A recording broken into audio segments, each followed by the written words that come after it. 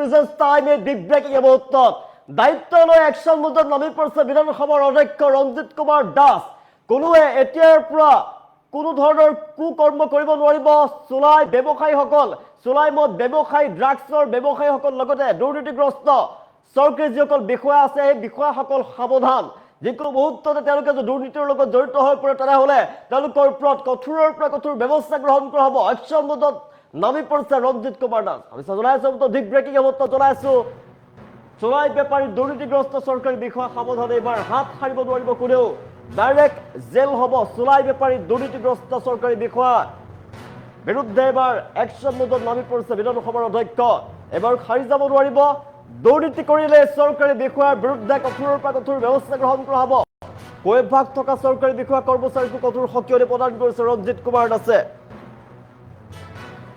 ভৱানীপুৰ সৰ্বক সমষ্টিত চলিব নোৱাৰিব এটাও বেয়া কাম মণ্ডল চক্ৰ বিষয়া কৰ্মচাৰীসকলকো কঠোৰ সকিয়নি প্ৰদান কৰিছে ৰঞ্জিত কুমাৰ দাসে দুৰ্নীতি কৰা বুলি ধৰা পৰিলে কঠোৰ ব্যৱস্থা গ্ৰহণ কৰা হ'ব একশন মুহূৰ্তত বিধানসভাৰ অধ্যক্ষ ৰঞ্জিত কুমাৰ দাস চুলাই বেপাৰী দুৰ্নীতিগ্ৰস্ত চৰকাৰী বিষয়াসকল সাৱধান হওক কুকীৰ্তি কৰা লোকসকলৰ বিৰুদ্ধে কঠোৰৰ পৰা কঠোৰ ব্যৱস্থা গ্ৰহণ কৰা হ'ব অঞ্চলটোত ড্ৰাগছ নচলিব চুলাই মদ ব্যৱসায় কৰিব নোৱাৰিব আৰু যদি কেনেবাকৈ গম পায় প্ৰশাসনে গম পায় তেনেহ'লে কঠোৰৰ পৰা কঠোৰ ব্যৱস্থা গ্ৰহণ কৰা হ'ব জেল পৰ্যন্ত হ'ব পাৰে দায়িত্ব লৈ একশন মুহূৰ্তত নামি পৰিছে ৰঞ্জিত কুমাৰ দাস এবাৰ হাত সাৰিব নোৱাৰিব কোনেও এবাৰ চুলাই বেপাৰী দুৰ্নীতিগ্ৰস্ত চৰকাৰী বিষয়াৰ বিৰুদ্ধে যদি গোচৰ পায় তেনেহ'লে কঠোৰৰ পৰা কঠোৰ ব্যৱস্থা গ্ৰহণ কৰা হ'ব গম পোৱাৰ পাছতেই একশন লোৱা হ'ব প্ৰশাসনৰ ফালৰ পৰা কঠোৰ ব্যৱস্থা গ্ৰহণ কৰা হ'ব কেৱল কঠোৰ ব্যৱস্থাই নহয় তেওঁলোকৰ জেল পৰ্যন্ত হ'ব পাৰে তেওঁলোকৰ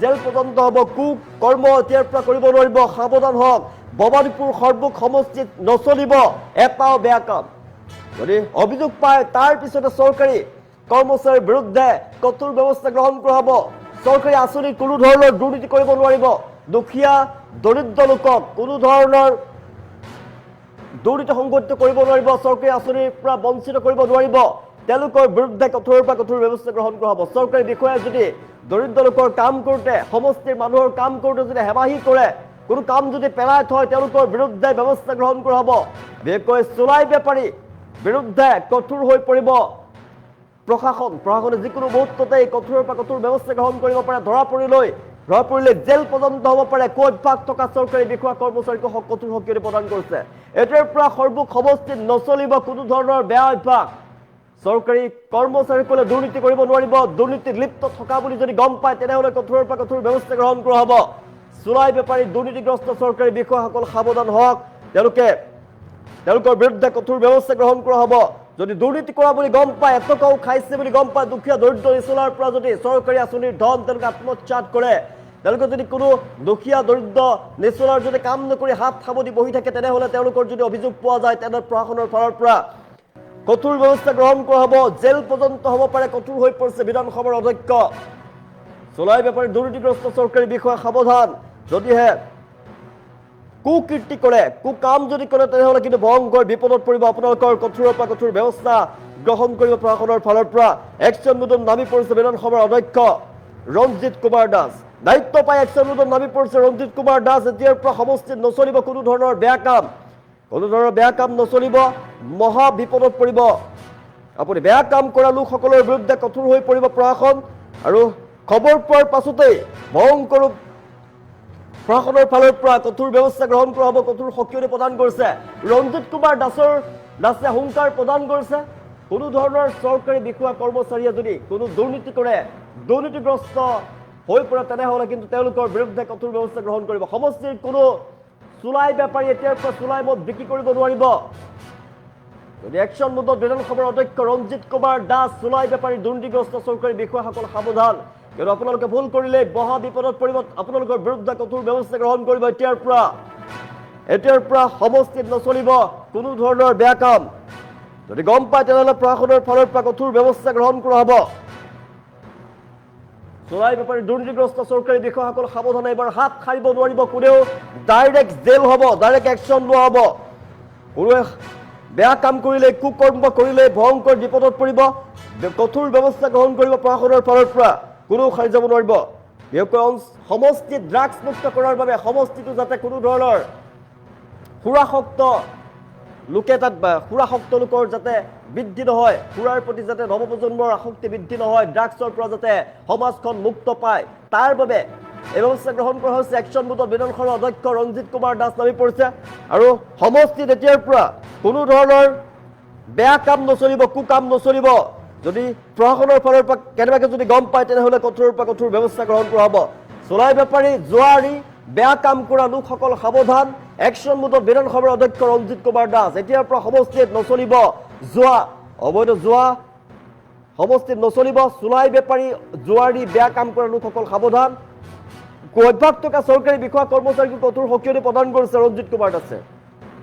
ভৱানীপুৰ সৰ্বুক সমষ্টিত চলিব নোৱাৰিব এটাও বেয়া কাম। মণ্ডল চক্ৰ বিষয়া কৰ্মচাৰীসকলকো কঠোৰ সকিয়নি প্ৰদান কৰা হৈছে। দুৰ্নীতি কৰিলে বুলি যদি ধৰা পৰে তেনেহ'লে দুৰ্নীতি কৰা ধৰা পৰিলে লোৱা হ'ব কঠোৰ ব্যৱস্থা, জেল পৰ্যন্ত হ'ব পাৰে। কঠোৰ হৈ পৰিছে ৰঞ্জিত কুমাৰ দাস। চোলাই বেপাৰী, জুৱাৰী, বেয়া কাম কৰা লোকসকল সাৱধান।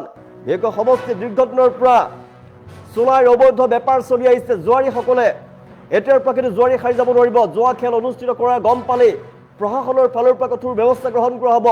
বেয়া কাম কৰা লোকসকল সাৱধান হওক, কিয়নো জেল পৰ্যন্ত হ'ব পাৰে। এবাৰ কোনেও সাৰি যাব নোৱাৰিব। একশ্যন মোডত নামি পৰিছে বিধানসভাৰ অধ্যক্ষ ৰঞ্জিত কুমাৰ দাস। এতিয়াৰ পৰা চোলাই বেপাৰী, জুৱাৰী, বেয়া কাম কৰা লোকসকল সাৰি যাব নোৱাৰিব। তেওঁলোকৰ বিৰুদ্ধে কঠোৰ ব্যৱস্থা গ্ৰহণ কৰা হ'ব। সমাজখন যাতে সুশৃংখলিতভাৱে থাকে তাৰ বাবেই এই ব্যৱস্থা গ্ৰহণ কৰা হৈছে। ভৱানীপুৰ সৰ্বুক সমষ্টিত চলিব নোৱাৰিব এটাও বেয়া কাম। মণ্ডল চক্ৰ বিষয়া কৰ্মচাৰীসকলকো কঠোৰ সকিয়নি প্ৰদান কৰা হৈছে। দুৰ্নীতিগ্ৰস্ত চৰকাৰী বিষয়াৰ বিৰুদ্ধে ব্যৱস্থা গ্ৰহণ কৰা হ'ব। জনসাধাৰণৰ কাম ভালদৰে কৰিব লাগিব। যদিহে দুৰ্নীতিগ্ৰস্ত বিষয়া কৰ্মচাৰীৰ কথা গম পায়, অভিযোগ উত্থাপন হয়, তেনেহ'লে কিন্তু কঠোৰ ব্যৱস্থা গ্ৰহণ কৰা হ'ব। দুৰ্নীতি কৰা ধৰা পৰিলেই পৰিব মহা বিপদত। তেওঁলোকৰ বিৰুদ্ধে কঠোৰৰ পৰা কঠোৰ ব্যৱস্থা গ্ৰহণ কৰা হ'ব। চাকৰি পৰ্যন্ত যাব পাৰে। একশ্যন মোডত বিধানসভাৰ অধ্যক্ষ ৰঞ্জিত কুমাৰ দাস। ভৱানীপুৰ সৰ্বুক সমষ্টিত নচলিব এতিয়াৰ পৰা কোনো বেয়া কাম। মণ্ডল চক্ৰ বিষয়া কৰ্মচাৰীসকলকো কঠোৰ সকিয়নি প্ৰদান কৰিছে। জনসাধাৰণৰ কাম কৰিব লাগিব। চৰকাৰী আঁচনিত কোনো ধৰণৰ দুৰ্নীতি লিপ্ত হ'ব নোৱাৰিব। দুৰ্নীতি কৰিলেই জেল পৰ্যন্ত হ'ব পাৰে। আৰু অবৈধ চোলাই মদৰ ব্যৱসায় এতিয়াৰ পৰা কৰিব নোৱাৰিব। অবৈধ চোলাই মদৰ ব্যৱসায়ীসকল সাৱধান হওক, কিয়নো চোলাই মদ ব্যৱসায় কৰা বুলি যদি গম পায় তেনেহ'লে কিন্তু কঠোৰৰ পৰা কঠোৰ ব্যৱস্থা গ্ৰহণ কৰা হ'ব। কুকৰ্ম কৰিলেই মহা বিপদত পৰিব। ভৱানীপুৰ সৰ্বুক সমষ্টিত এতিয়াৰ পৰা নচলিব এটাও বেয়া কাম। হুংকাৰ প্ৰদান কৰিছে বিধানসভাৰ অধ্যক্ষ ৰঞ্জিত কুমাৰ দাসে। এবাৰ হাত সাৰিব নোৱাৰিব কোনেও। দুৰ্নীতি কৰা ধৰা পৰিলে কঠোৰ ব্যৱস্থা গ্ৰহণ কৰা হ'ব। চোলাই বেপাৰী, দুৰ্নীতিগ্ৰস্ত চৰকাৰী বিষয়াসকল সাৱধান। জুৱাৰীসকল সাৱধান। এতিয়াৰ পৰা জুৱা নচলিব। জুৱা খেলা বুলি যদি গম পায় তেনেহ'লে কিন্তু কঠোৰ ব্যৱস্থা গ্ৰহণ কৰা হ'ব। কঠোৰ হৈ পৰিছে এবাৰ প্ৰশাসন। একশ্যন মোডত বিধানসভাৰ অধ্যক্ষ ৰঞ্জিত কুমাৰ দাস। এতিয়াৰ পৰা ভৱানীপুৰ সৰ্বুক সমষ্টিত নচলিব অভ্যাস থকা চৰকাৰী বিষয়া কৰ্মচাৰীক কঠোৰ সকিয়নি প্ৰদান কৰিছে। ভৱানীপুৰ সৰ্বুক সমষ্টিত চলিব নোৱাৰিব এটাও বেয়া কাম। মণ্ডল চক্ৰ বিষয়া কৰ্মচাৰীসকলকো কঠোৰ সকিয়নি প্ৰদান কৰা হৈছে। দুৰ্নীতি কৰা ধৰা পৰিলে লোৱা হ'ব কঠোৰৰ পৰা কঠোৰ ব্যৱস্থা, জেল পৰ্যন্ত হ'ব পাৰে। ৰঞ্জিত কুমাৰ দাসৰ মন্তব্য আছে। কি কৈছিল বিধানসভাৰ অধ্যক্ষ ৰঞ্জিত কুমাৰ দাসে এই মুহূৰ্তত? ৰঞ্জিত কুমাৰ দাসৰ মন্তব্য আছে, আমাৰ হাতত আগবঢ়াইছোঁ।